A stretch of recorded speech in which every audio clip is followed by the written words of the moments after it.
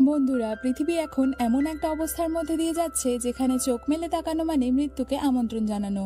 একটা অশুভ শক্তি যাকে দেখলেই মানুষ তার মস্তিষ্কের ভারসাম্য হারিয়ে ফেলছে এবং আত্মহত্যা করে ফেলছে। এরকম এক পরিস্থিতিতে এক মা তার সন্তানদের নিয়ে চোখ বন্ধ অবস্থায় বাইরে বেরোয় এক নিরাপদ আশ্রয়ের খোঁজে। কিন্তু তারা কি সত্যি এত প্রতিকূলতা পার করে তাদের গন্তব্যে পৌঁছাতে পারবে? এটা নিয়েই আজকের গল্পটি। তো বন্ধুরা, আজকে আমি আবার চলে এসেছি একটি নতুন মুভির গল্প নিয়ে।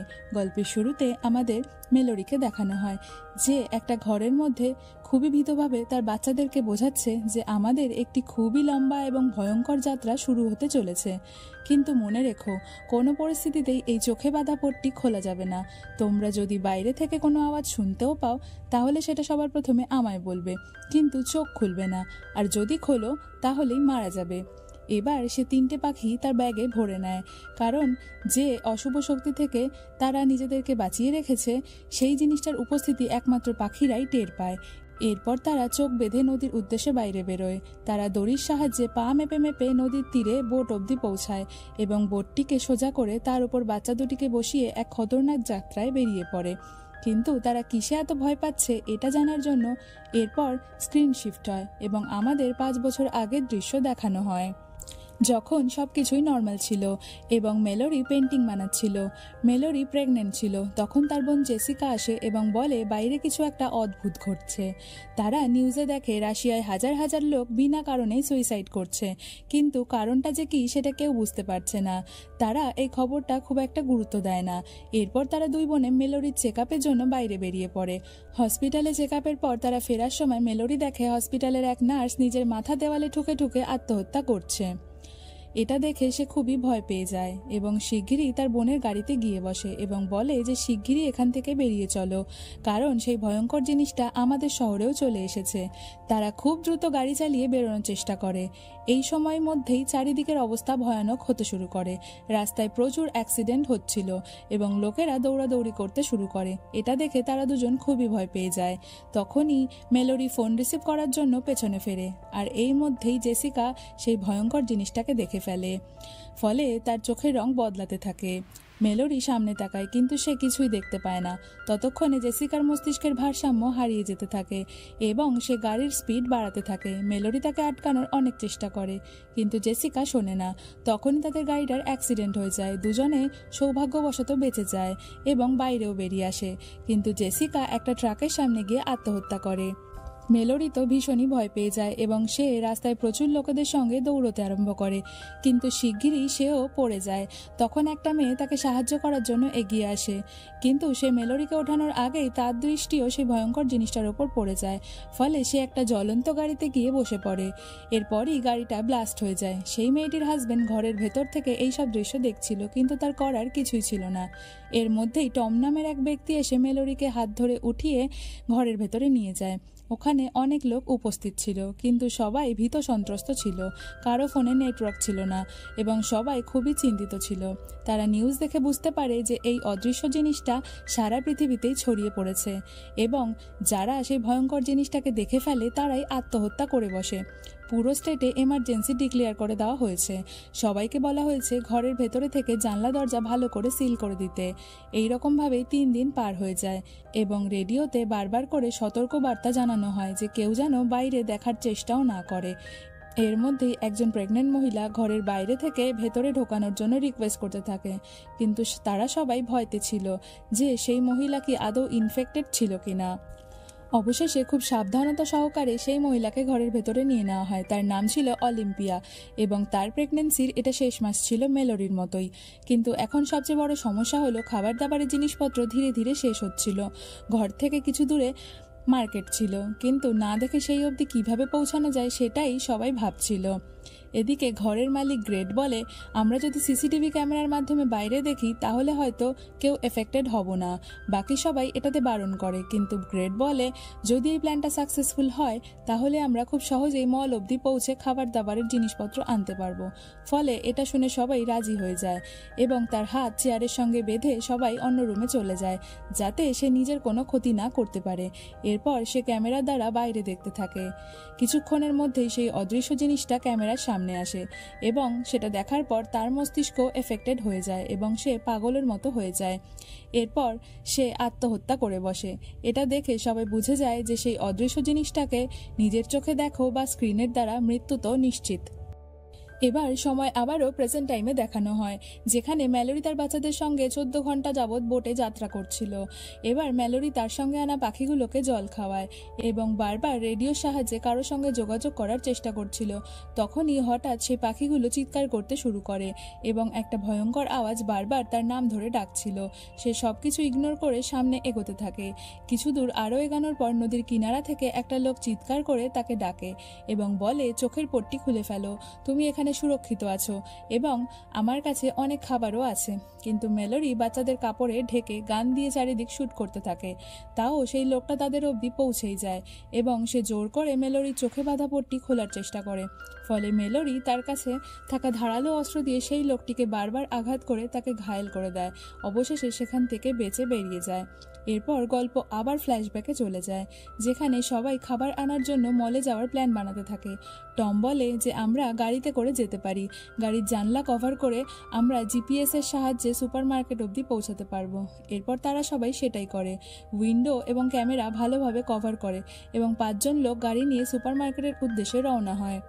শহরের অবস্থা খুবই খারাপ হয়ে গেছিল, সবই প্রায় ধ্বংস হয়ে গেছে, পুরো রাস্তা লাশে ভর্তি ছিল। কিন্তু গাড়ির সেন্সার এবং জিপিএস এর কারণে তাদের রাস্তা দিয়ে চলতে খুব একটা অসুবিধা হচ্ছিল না। কিন্তু এর কিছু পরেই সেই ভয়ঙ্কর জিনিসটা তাদের গাড়িটাকে ঘিরে নেয় এবং গাড়িটা অদ্ভুতভাবে দুলছিল। তখন টম খুবই চতুরতার সঙ্গে সেই জায়গাটা পার করে সবাইকে নিয়ে সুপারমার্কেট অবধি পৌঁছে যায়। এবার সুপারমার্কেটের ভেতরে গিয়ে তারা সবার প্রথমে জানলা দরজাগুলো ভালো করে সিল করে দেয়। সেখানে তারা অনেক খাবার দাবারের জিনিসপত্র দেখতে পায়, যেটা দেখে তারা খুবই খুশি হয়ে যায় এবং যতটা সম্ভব রেশন নিজেদের সঙ্গে নিয়ে নেওয়ার জন্য একত্রিত করে নেয়। এরপর আমরা ম্যালোরি এবং টমকে দেখতে পাই, যাদের কথা শুনে মনে হচ্ছিল তারা একে অপরকে পছন্দ করতে শুরু করেছে। এরপর যখন ম্যালোরি শপিং মলের অন্য সাইডে যায়, তখন সে সেখানে 3টি পাখি দেখতে পায়, যাদেরকে সে তার সঙ্গে নিয়ে নেয় এবং এই পাখিগুলোই সামনে এসে তার অনেক কাজে লাগতে চলেছিল। এই সময় একটা অজানা লোক সুপারমার্কেটের ভেতরে আসার জন্য চেষ্টা করছিল আর আওয়াজ শুনে মনে হচ্ছিল যে সে ইনফেক্টেড হয়ে গেছে, তাই তাকে কেউ ঢুকতে দিতে চাইছিল না, কিন্তু সে জোরপূর্বক ভেতরে ঢুকে আসছিল। তখন চার্লি সবাইকে বাঁচানোর জন্য সেই লোকটাকে ঠেলে নিজে সমেত বাইরে বেরিয়ে যায়। সে সবাইকে বাঁচানোর জন্য নিজের জীবনটা স্যাক্রিফাইস করে দেয়। এখানে একটা জিনিস বোঝা যাচ্ছিল যে কিছু লোক যারা সেই জিনিসটাকে দেখার পরও বেঁচে থাকতো এবং তারা নিজেদের ক্ষতি না করে অন্যদের ক্ষতি করার চেষ্টা করত, যেমন এই সুপারমার্কেটের লোকটা। এর কারণটাও আমরা খুব শিগগিরই জানতে চলেছি। যাই হোক, এরপর বেঁচে থাকা 4 জন রেশন নিয়ে বাড়িতে ফিরে আসে এবং চার্লির কথা শুনে সবাই দুঃখী হয়ে যায়। কিছুক্ষণ পর রাত হওয়ার পর এই বাড়ির 2 জন লোক গাড়ি চুরি করে নিয়ে পালিয়ে যায় এবং এটা শুনে সবাই চিন্তায় পড়ে যায়, কারণ এই গাড়িটাই তাদের সুপারমার্কেটে যাওয়ার একমাত্র অবলম্বন ছিল। যাই হোক, এরপর আবার বর্তমান সময় দেখানো হয়, যেখানে ম্যালোরিদের বোটের যাত্রা প্রায় 24 ঘন্টা পার হয়ে গেছিল এবং তারা সবাই খুবই ক্লান্ত হয়ে পড়েছিল। এরপর বোট যেতে যেতে হঠাৎই একটা ট্রাকের সঙ্গে ধাক্কা খায় এবং ছেলেটি জলে পড়ে যায়, কিন্তু ম্যালোরি শিগগিরই তাকে ধরে আবারও বোটের ওপর তুলে নেয়। কিন্তু এই ঘটনায় তাদের খাবার দাবার এবং ব্ল্যাঙ্কেট সহ সবই নদীতে পড়ে যায়। তাই ম্যালোরি খুবই চিন্তায় পড়ে যায়, কারণ খাবার দাবার না থাকলে তারা তো না খেতে পেয়েই মারা যাবে। তাই ম্যালোরি এরপর বোটটাকে নদীর ধারে এক জায়গায় দাঁড় করায় এবং বোটের সঙ্গে দড়ি বেঁধে জঙ্গলের ভেতরে খাবার খুঁজতে চলে যায়। সে শীঘ্রই একটা ঘর খুঁজেও পায় এবং তার ভেতরে কিছু খাবার পেয়ে যায়, কিন্তু সেখান থেকে ফেরত আসার সময় সেই ভয়ঙ্কর জিনিসটা তাকে তাড়া করতে থাকে এবং তাকে মানুষের আওয়াজ নকল করে ডাকতে থাকে। ম্যালোরি ভয়তে গুলি চালানো আরম্ভ করে।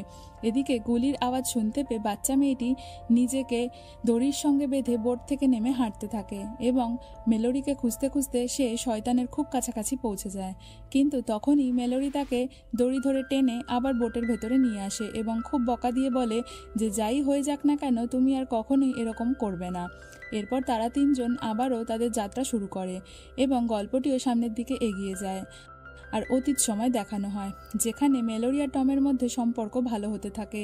তারা দুজন দুজনকে খুবই ভরসা করতে থাকে, কিন্তু সেদিন রাতেই অবস্থার পরিবর্তন হয় এবং আমরা দেখতে পাই অলিম্পিয়া গ্যারি নামক একটা অজানা লোককে ঘরের ভেতরে নিয়ে আসে।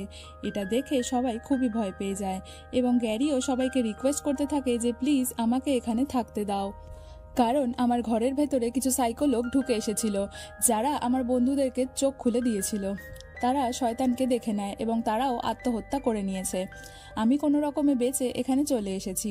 সেই সাইকো লোকগুলোর চোখে পট্টি ছিল না, তারা বরং শয়তানকে দেখে খুব আনন্দ পাচ্ছিল। গ্যারির কথা শুনে সবাই শান্ত হয়ে যায়, কিন্তু ডগলাস তাকে মোটেই বিশ্বাস করতে পারছিল না এবং সে গান নিয়ে তাকে বাইরে বেরিয়ে যাওয়ার জন্য হুমকি দিতে থাকে। সে কারো বারণ শুনছিল না। তখন সিএল তাকে পেছন থেকে বাড়ি মেরে অজ্ঞান করে দেয় এবং গ্যারেজে আটকে দেয়। এর পরের দিনই হঠাৎই ম্যালোরি এবং অলিম্পিয়ার দুজনের একসাথে ডেলিভারি পেইন শুরু হয়ে যায়, কিন্তু তখনই গ্যারি তার আসল রূপ ধারণ করে। সে সবার প্রথমে শয়তানের প্রচুর স্কেচ তার ব্যাগ থেকে বের করে টেবিলে সাজিয়ে রাখে এবং তার চোখ দেখে মনে হচ্ছিল যে সেও আসলে ইনফেক্টেড। সেই সময়ই অলিম্পিয়া একটি মেয়ে এবং ম্যালোরি একটি ছেলে সন্তানের জন্ম দেয়, কিন্তু নিচের রুমেই গ্যারি ম্যালোরির পাখিগুলোকে নিয়ে একটা ফ্রিজের মধ্যে বন্ধ করে দেয় এবং জানলায় লাগানো সমস্ত পেপার খুলে দিতে থাকে। তখনই ডগলাস এটা দেখে বুঝতে পারে যে গ্যারিও সেই সাইকোদের মধ্যেই পড়ে, যারা শয়তানদের দেখার পর নিজেদেরকে না মেরে অন্য লোকেদের মেরে ফেলে। এর মধ্যেই টমও নিচে চলে আসে এবং ডগলাসের কথা শুনে সেই পাখিগুলোকে ফ্রিজ থেকে বাইরে বের করে, কিন্তু তখনই গ্যারিও পেছন থেকে এসে টমের মাথায় বাড়ি দেয় এবং তাকে অজ্ঞান করে দেয়। ডগলাস চিৎকার করতে শুরু করলে গ্যারি গ্যারেজের শাটার খুলে দেয়, যাতে সে চোখ বন্ধ করে সেখানেই বসে থাকে। এরপর গ্যারি উপরের রুমে গিয়ে সেখানকার জানলার কাগজগুলো খুলে দেয়, যার ফলে অলিম্পিয়া সেই ভয়ঙ্কর জিনিসটাকে দেখে ফেলে এবং এফেক্টেড হয়ে যায়। কিন্তু সে কিছু করার আগেই ম্যালেরি তার কাছ থেকে তার মেয়েটিকে নিয়ে নেয়। এরপর অলিম্পিয়া জানলা দিয়ে লাফ দিয়ে আত্মহত্যা করে। এরপর গ্যারি সিএলের চোখ খুলে দেয় এবং তাকে শয়তানকে দেখিয়ে দেয়, ফলে সেও আত্মহত্যা করে। এরপর গ্যারি ম্যালোরির দিকে এগায়, কিন্তু ম্যালোরি বাচ্চা দুটো সমেত নিজেকে একটি চাদর দিয়ে ঢেকে রেখেছিল, তাই এখনও অবধি সে ঠিক ছিল। কিন্তু তখনই ডগলাস সেখানে পৌঁছায় এবং চোখ বন্ধ করে গ্যারিকে শ্যুট করার চেষ্টা করে, আর গ্যারি এই সুযোগে তার সঙ্গে লড়াই করতে করতে নিচে পড়ে যায় এবং ডগলাসকে একটি কাঁচি দিয়ে মেরে ফেলে। তখনই টমেরও জ্ঞান ফিরে আসে এবং সে কোনো রকমে শটগান উঠিয়ে গ্যারিকে গুলি করে মেরে ফেলে। এরপর গল্প 5 বছর এগিয়ে যায়, যেখানে ম্যালোরি আর টম এখন একসাথে থাকে এবং বাচ্চারাও বড় হয়ে গেছে, যেখানে ম্যালোরি রোজ বাচ্চাদের সার্ভাইভিং স্কিল শেখায়। কিন্তু সেই ভয়ঙ্কর জিনিসটা এখনও ছিল। বাইরে সাইকো লোকেরা ঘুরে বেড়াতো, যারা সাধারণ লোককে এভাবেই ধরে ধরে মেরে ফেলতো। এখন তাদের জীবন এভাবেই চলছিল। তারপর একদিন রেডিওতে একটা আওয়াজ আসে, যেখানে রিক নামের একটা লোক বলে, আমরা যেখানে আছি সেই জায়গাটা পুরোপুরি সুরক্ষিত। এখানে আমাদের একটা কলোনি আছে এবং খাবার দাবারের সব সুবিধা আছে। তোমরা নদীর ঢেউয়ের সঙ্গে আসলে 2 দিন সময় লাগবে। যেখানে এসে নদীর স্রোত তীব্রতর হয় সেখানেই পাশের এক জঙ্গলে আমাদের কলোনি পেয়ে যাবে। সেখানে প্রচুর পাখি আছে, যাদের আওয়াজ শুনে তোমরা আমাদের অবধি পৌঁছে যাবে। টম তাদের বিশ্বাস করে নেয়, কিন্তু ম্যালোরি যেতে মানা করে দেয়। সে বলে হয়তো সেই মানুষগুলো গ্যারির মতোই ইনফেক্টেড, যারা আমাদের এখান থেকে বের করে মেরে ফেলতে চায়। তারপর রাতে যখন টম বাচ্চাদের গল্প শোনাচ্ছিল, তখন ম্যালোরি ভীষণ রেগে যায়, বলে বাচ্চাদের এই রকম গল্প শোনাবে না, কারণ বাচ্চারা বাইরে যাওয়ার জন্য জেদ করবে। টমও এটা শুনে রেগে যায় এবং বলে এইভাবে বেঁচে থাকাটা কোনো বেঁচে থাকা নয়, তাদেরকে খুশিতে থাকতেও শেখানো উচিত। তারা একটা ভালো পরিবার, ভালো জীবন এবং একটা ভালো মা ডিজার্ভ করে। কিন্তু তুমি তো এখনও তাদের নামও রাখোনি, শুধু এদের বয় আর গার্ল বলে ডাকো। টমের এইসব কথা শুনে ম্যালোরি খুবই দুঃখ পায়, কিন্তু সে জানে সে যা করছে সবই বাচ্চাদের ভালোর জন্যই করছে। তারপর রাতে টম তাকে বোঝায় যে যদি আমাদের বেঁচে থাকতে হয় তাহলে সেখানে যেতেই হবে, এবং এই সময় তারা দুজনের খুব কাছাকাছি চলে আসে। কিন্তু পরের দিনই অবস্থার পরিবর্তন হয়। যখন তারা জিনিসপত্র আনতে বাইরে যায়, তখনই কিছু সাইকো লোক তাদের ওপর আক্রমণ করে। টম ম্যালোরি ও বাচ্চাদেরকে বুঝিয়ে পেছনের রাস্তা দিয়ে বাইরে বের করে দেয় এবং সে নিজে তাদের সামনে আসে। তাদের কাছে গান ছিল। তারা টমকে পট্টি খোলার জন্য বলে। তখনই সেই সব লোক ম্যালোরিকে যেতে দেখে ফেলে এবং টম এদের মধ্যে 2 জনকে গুলি করে মেরে ফেলে। সে নিজেও ঘায়েল হয়ে যায়। টম বুঝতে পারে না দেখে বাকিদেরকে মারাটা খুবই অসুবিধাজনক, তাই সে তার চোখের পট্টি খুলে ফেলে এবং খুব সতর্কতার সঙ্গে বাকি 2 জনকেও মেরে ফেলে। এরপর যখন শেষ লোকটাকে মারতে যায়, তখনই সেই অদৃশ্য শয়তানটা তার সামনে চলে আসে, যার ফলে সেও ইনফেক্টেড হয়ে যায় এবং পুরোপুরি ইনফেক্টেড হওয়ার আগেই সে শেষ লোকটাকেও মেরে ফেলে এবং নিজেকেও মেরে ফেলে। এদিকে ম্যালোরি শেষ গুলিটা শুনে বুঝতে পারে যে টম এখন আর বেঁচে নেই। ঘরে এসে সে ভীষণ কাঁদে, কারণ সে জানে টমই তার শেষ সাহারা ছিল। এরপর সে রিকের বলা সেই সুরক্ষিত স্থানটায় যাওয়ার সিদ্ধান্ত নেয়। এবং বাচ্চাদেরকে বোঝায় যে এই সফর খুবই মুশকিল হতে চলেছে, কিন্তু আমাদেরকে সেখানে যেতেই হবে। এবং এটাই ছিল সেই সিন যেটা আমাদের গল্পের শুরুতে দেখানো হয়েছিল। এবার দেখানো হয় যে মেলোরি তার বাচ্চাদের সঙ্গে সফর করতে করতে 42 ঘন্টা পার হয়ে গেছিল। মেলোরি বাচ্চাদের বোঝায় যে এবার নদীতে একটা বড় খাদ আসতে চলেছে, যার ফলে জলের গতি খুবই তীব্র হয়ে যাবে, তাই সবাই তৈরি হয়ে যাও। এরপর ধীরে ধীরে নদীর গতি তীব্রতর হতে থাকে, বোট খুবই দ্রুততার সঙ্গে নিচের দিকে এগোতে থাকে, তাই সবাই বোটটাকে শক্ত করে ধরেছিল। কিন্তু হঠাৎই বোটটা উল্টে যায় এবং 3 জন জলে পড়ে যায়, কিন্তু কেউই তাদের চোখের পট্টি খোলেনি এবং সৌভাগ্যবশত 3 জনই বেঁচে যায়। মেলোরি কোনো ক্রমে বাচ্চাদের এবং পাখিকে নিয়ে নদীর পাড়ে চলে আসে। এইবার এই সফরের সবচেয়ে মুশকিল রাস্তাটা তারা পার করে ফেলেছিল। বাকি ছিল পাখির আওয়াজ শুনে শুনে গন্তব্যে পৌঁছে যাওয়া, যেটা এখান থেকে মাত্র কিছুক্ষণেরই দূরত্ব ছিল। কিন্তু জঙ্গলের রাস্তায় যেতে যেতে হঠাৎই শয়তান আবারও তাদের পিছু নিতে থাকে এবং অদ্ভুত অদ্ভুত আওয়াজ করে তাদের লক্ষ্যভ্রষ্ট করার চেষ্টা করছিল। তখনই হঠাৎ মেলোরি একটা খাদের মধ্যে পড়ে যায় এবং নিচে গিয়ে অজ্ঞান হয়ে যায়। বাচ্চারাও তাকে খুঁজতে খুঁজতে আলাদা হয়ে যায়। তখনই শয়তান মেলোরির গলা নকল করে বাচ্চাদেরকে চোখ খুলে ফেলার জন্য বলে, কিন্তু সঠিক সময় মেলোরির জ্ঞান ফিরে আসে এবং সে চিৎকার করে বাচ্চাদের আটকে দেয় এবং একে একে 2টো বাচ্চাকেই খুঁজে পেয়ে যায়। এরপর তারা পাখির আওয়াজ শুনে দৌড়তে শুরু করে, কারণ সেই সময় সেই শয়তান তাদের পেছনেই পড়েছিল এবং তাদেরকে লক্ষ্যচ্যুত করার চেষ্টা করছিল। কিন্তু অবশেষে মেলোরি সেই জায়গায় পৌঁছেই যায় এবং তাদেরকে শীঘ্রই দরজা খোলার জন্য রিকোয়েস্ট করতে থাকে। সেই লোকগুলো তাদেরকে দরজা খুলে ভেতরে ঢুকিয়ে নেয় এবং সবার আগে তাদের চোখগুলো চেক করে, কনফার্ম করে নেয় যে তারা আদৌ ইনফেক্টেড কিনা। এরপর তারা রিকের দেখা পায়, যে তাদের সঙ্গে রেডিওতে যোগাযোগ করেছিল। মেলোরি তারপর দেখে যে এটা একটা অন্ধদের স্কুল, যেখানে বেশিরভাগ লোকই দেখতে পায় না, সেই জন্য শয়তানরা এদের কিছু ক্ষতি করতে পারে না। এখানে অনেক পাখি পোষা হয়, যাতে সেই ভয়ঙ্কর জিনিসটা আসার আগেই টের পাওয়া যায়। মেলোরি এবং বাচ্চারা এখানে খুবই সুরক্ষিত ছিল এবং এখানে তারা তাদের নিজেদের পাখিগুলোকেও ছেড়ে দেয়। তখনই মেলোরি এখানকার সেই ডাক্তারের সাথে পরিচিত হয় যে অনেকদিন আগে থেকে এখানে উপস্থিত ছিল। সে বাচ্চাদের নাম জিজ্ঞেস করলে মেলোরি প্রথমবার তাদের নাম রাখে, বলে মেয়েটার নাম অলিম্পিয়া, যেটা তার আসল মায়ের নাম, এবং ছেলেটার নাম হলো টম। বাচ্চারা নিজেদের নাম পেয়ে খুবই খুশি হয়ে গেছিল এবং তারা এখন থেকে এখানকার বাচ্চাদের সঙ্গে আনন্দ করে খেলা করতে পারবে। এটা দেখে মেলোরি একটু শান্তির নিঃশ্বাস ফেলে এবং এখানেই এই মুভিটি শেষ হয়ে যায়। তো বন্ধুরা, মুভিটি ভালো লাগলে আমার চ্যানেলটিকে সাবস্ক্রাইব করে পাশে থেকো। Thanks for watching.